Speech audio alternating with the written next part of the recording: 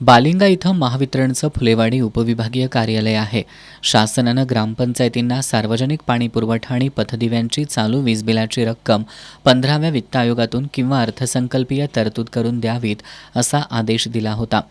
तसंच जून 2022 पूर्वीची नळ पाणी पुरवठा योजनांची थकबाकी न भरता जून 2022 नंतरची थकबाकी भरावी असं परिपत्रक काढण्यात आलं होतं. फुलेवाडी उपविभागांतर्गत पाणी योजनांची 3,35,00,000 रुपयांची थकबाकी आहे.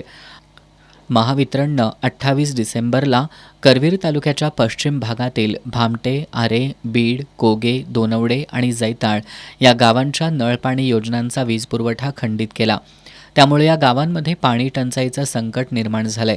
महावितरणच्या कारवाईनंतर ग्रामपंचायतींची थकबाकी भरण्यासाठी धावपळ उडाली आहे. भामटेचे उपसरपंच यशवंत देसाई यांनी ग्रामपंचायतींकडून थकबाकीदारांना दिल्या जाणाऱ्या 50% करमाफीमुळे नियमित कर भरणा करणाऱ्यांकडून कर वसुली होत नसल्याचं सांगितलंय. शासनाने जे 50% सूट कर फाळा पाणीपट्टी व घरफाळा ह्याच्यावरती जी रक्कम दिलेली आहे ती सूट 50% ग्रामपंचायतवर पूर्ण त्याचा भार पडतो. त्यामुळे इथून पुढे ग्रामपंचायत चालवणे एकदम कठीण जाणार आहे. त्याच्याऐवजी शासनाने ती रक्कम परतावा करून शासनाने ग्रामपंचायतला द्यावी, तरच आमची ग्रामपंचायत व्यवस्थित चालू शकते, नाहीतर ग्रामपंचायत चालू शकणार नाही.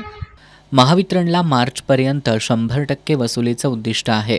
त्यामुळे ग्रामपंचायतींनी सार्वजनिक नळ पाणी पुरवठा आणि पथदिव्यांची वीज बिलं भरून सहकार्य करावं असं आवाहन महावितरणचे अधीक्षक अभियंता गणपत लटपटे यांनी केलं आहे.